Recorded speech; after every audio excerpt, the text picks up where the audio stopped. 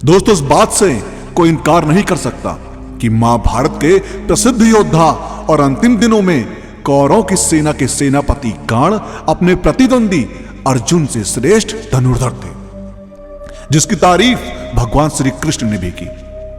लेकिन कहते हैं कि कुसंगत का असर बहुत घातक होता है। बहुत कम लोग ही होते हैं जो कमल के समान होते हैं। इस कुसंगत के चलते ही कर्ण कई बार गलतियां करते गए, और एक बार तो उन्होंने इतनी बड़ी गलती कर दी कि उन्होंने खुद अपने ही गुरु परशुराम पर ब्रह्मास्त्र चला दिया। अब कैसे, तो आइए जानते हैं।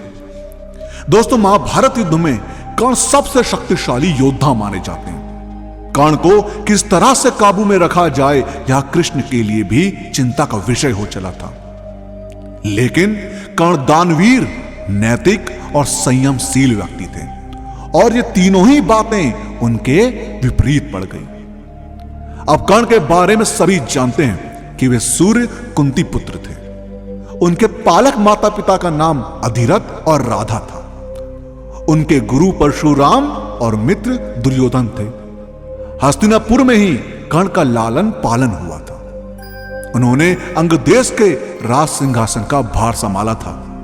जरासंध को हराने के कारण उनको चंपा नगरी का राजा बना दिया गया था। अब उस काल में द्रोणाचार्य, परशुराम और वेद व्यास को ही ब्रह्मास्त्र चलाना और किसी के द्वारा ब्रह्मास्त्र का प्रयोग किए जाने पर उसे असफल कर देना आता था।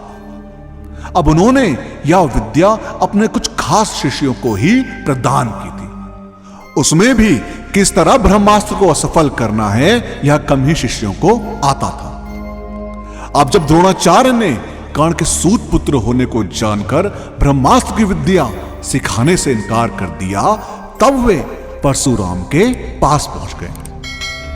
अब परशुराम ने प्रण लिया था कि वे इस विद्या को किसी ब्राह्मण को ही सिखाएंगे, क्योंकि इस विद्या के दुरुपयोग का खतरा बढ़ गया था। अब कर्ण यह सीखना चाहता था, तो उसने परशुराम के पास पहुंचकर खुद को ब्राह्मण का पुत्र बताया और उनसे यह विद्या सीख ली। अब एक दिन जंगल में कहीं जाते हुए परशुराम जी को थकान महसूस हुई, तो उन्होंने कर्ण से कहा कि वे थोड़ी देर सोना चाहते हैं। अब कर्ण ने उनका सिर अपनी गोद में रख लिया। अब परशुराम गहरी नींद में सो गए। तभी कहीं से एक कीड़ा आया और वह कर्ण की जांघ पर डंक मारने लगा। अब कर्ण की जांघ पर घाव हो गया, लेकिन परशुराम की नींद खुल जाने के भय से वह चुपचाप बैठा रहा। अब घाव से खून बहने लगा।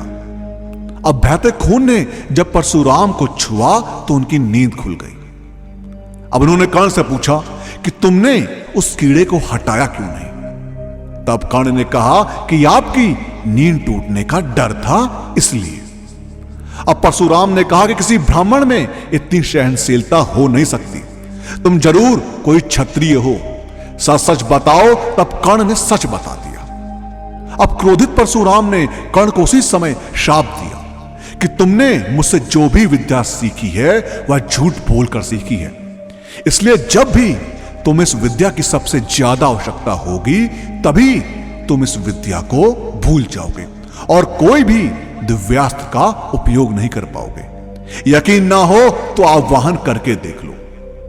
अब कर्ण को परशुराम किस बात पर बड़ा बुरा लगा और उसने यह देखने के लिए ना चाहते हुए भी ब्रह्मास्त्र का आह्वान कर दिया। लेकिन परशुराम के शाप के कारण कर्ण ब्रह्मास्त्र का सही से आह्वान करना भूल गया और उसने ब्रह्मास्त्र का गलत आह्वान कर दिया, जिससे ब्रह्मास्त्र परशुराम पर चल गया।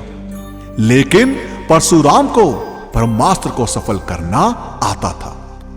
जैसे ही ब्रह्मास्त्र परशुराम के पास पहुंचा, उन्होंने अपनी विद्या से ब्रह्मास्त्र को असफल कर दिया।